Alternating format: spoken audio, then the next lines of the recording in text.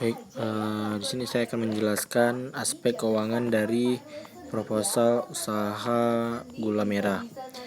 Di sini dapat diketahui bahwa total investasi awalnya itu sebesar 140 juta. Nah, dan biaya yang dikeluarkan itu selama ada alat dan kebutuhan sebesar 45 juta, gaji karyawan sebesar 35 juta dalam tahun pertama. Kemudian bahan pembuatan untuk gula merahnya sebesar 27.500.000, biaya listrik, biaya air, sewa ruko, dan lainnya. Di tahun pertama itu terjadi penyusutan untuk alat dan gaji karyawan sebesar 10%, itu sebesar 4,5 juta. Dan kemudian di sini dapat diketahui bahwa per tahunnya ada peningkatan di gaji juga, dan semuanya sebesar 10%. Untuk kemudian untuk mengetahui penjualannya itu menggunakan analisis BEP, yaitu untuk mengetahui berapa target dari penjualan kita dalam pencapaian untuk bisa mengembalikan modal yang dipinjam dari investor.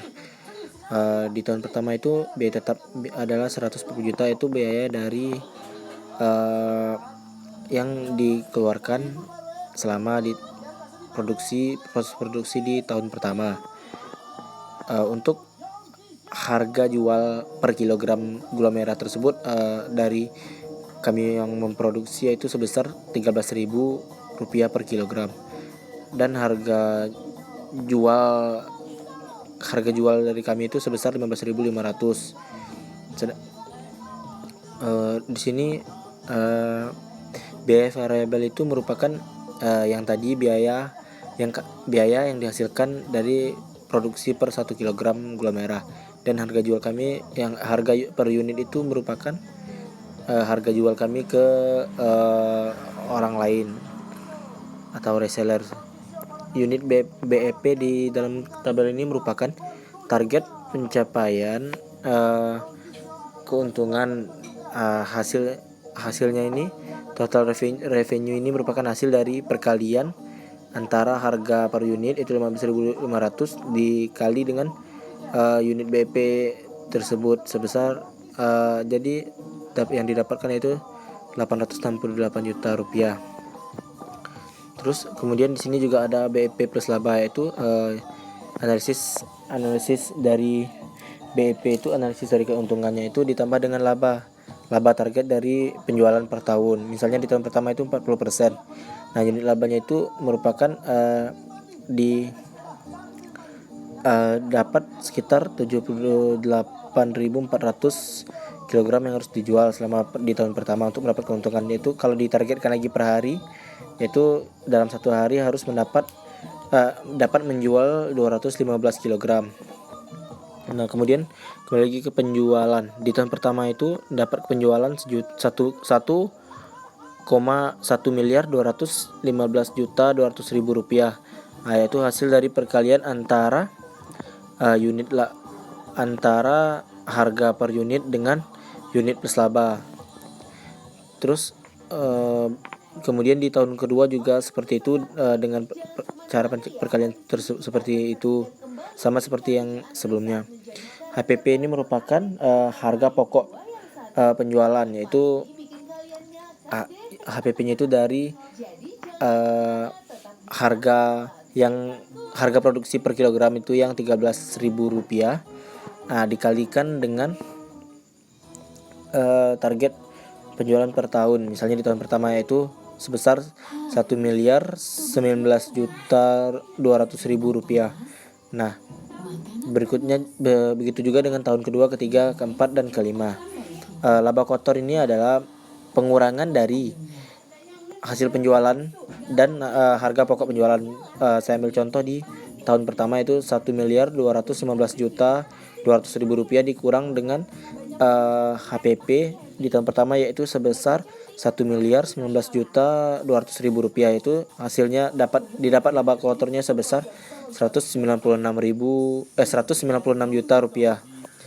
Kemudian laba sebelum pajak. Nah, laba sebelum pajak ini yaitu pengurangan dari laba kotor. Hasil laba sebelum pajak ini merupakan pengurangan dari laba kotor dikurang dengan biaya. Misalnya di tahun pertama ini laba kotornya 196 juta dikurang dengan 140 juta biaya di tahun pertama. Dan didapat hasilnya laba sebelum pajak itu sebesar 56 juta rupiah. Kemudian ada pajak dan zakat, yaitu dari tahun pertama itu dibagikan pajaknya sebesar 5% dan dikeluarkan zakatnya sebesar 2,5%, yaitu sebesar 4.200.000 rupiah. Kemudian laba bersihnya dari itu merupakan laba sebelum pajak dikurang dengan pajak dan zakat tadi, yaitu sebesar 51.800.000. Nah, untuk cash flow-nya itu adalah di tahun pertama sebesar 56.300.000 rupiah, itu di hasil dari penyusutannya juga, dengan penyusutan ditambah dengan penyusutan dari tahun pertama. Kemudian juga begitu juga dengan di tahun kedua, ketiga, dan keempat. Di tahun kedua itu cash flow-nya yang dihasilkan adalah sebesar 39.573.500 rupiah. Di tahun ketiga 43.256.850 rupiah. Di tahun keempat 47.308.535 rupiah.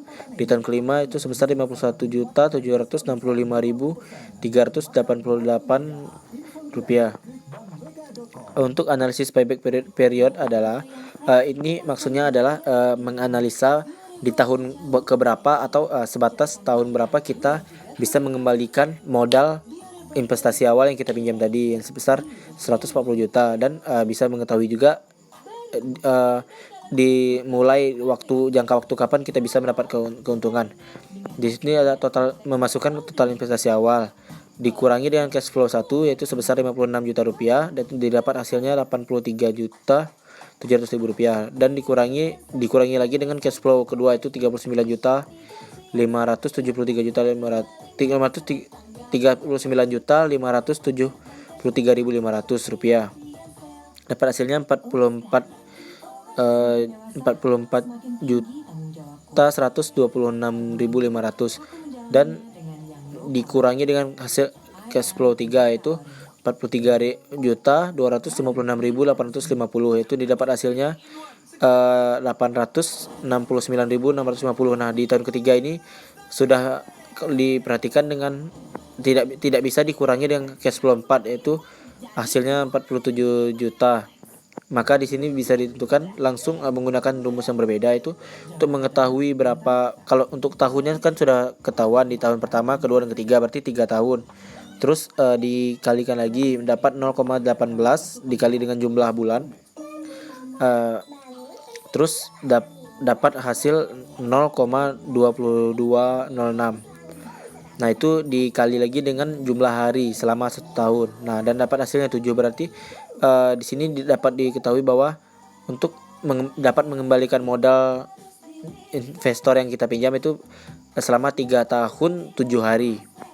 Kemudian di sini ada analisis JVM, itu mengetahui berapa total pendapatan kita dalam hitungan emas, dan di sini juga sesuai dengan nisbah bagi hasil atau kesepakatan di awal antara investor dan pengelola usaha. Misalnya di sini di dalam tugas kami buat perbandingannya antara 70% dan 30%. 70% untuk investor, 30% untuk pengelola. Di sini dimasukkan laba bersih untuk mengetahui berapa pendapatan dari pendapatan untuk si pemilik modal atau investor. Sini dapat di tahun pertama 36.260.000, dan disesuaikan dengan harga emas. Ini harga emas data yang sekarang sama seperti di tugas-tugas sebelumnya. Dan di sini didapatkan bahwa total pendapatan sesuai dengan gram emas itu sebesar 245,34 gram. dan total investasi awalnya kalau dalam jangkauan hitungan emas itu 154,74 gram. Untuk total GVM-nya itu adalah hasil dari pengurangan total pendapatan dikurang dengan investasi awal itu sebesar 90,61 gram. Jadi gold indeksnya adalah 1,59. Kemudian di sini ada analis NPV. Di sini untuk mengetahui berapa total pendapatan yang didapat. Di sini memasukkan cash flow dari tahun pertama sampai kelima dan suku bunga.